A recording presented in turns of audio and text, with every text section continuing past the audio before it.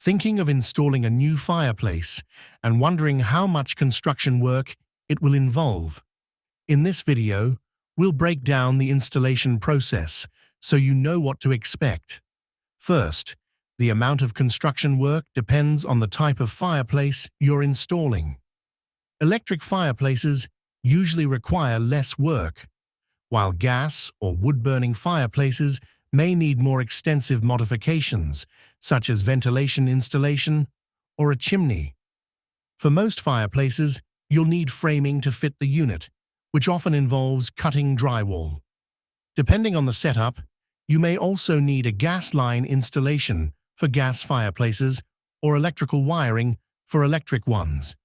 If you're opting for a custom fireplace installation, there may be additional work like building a fireplace surround or even masonry work.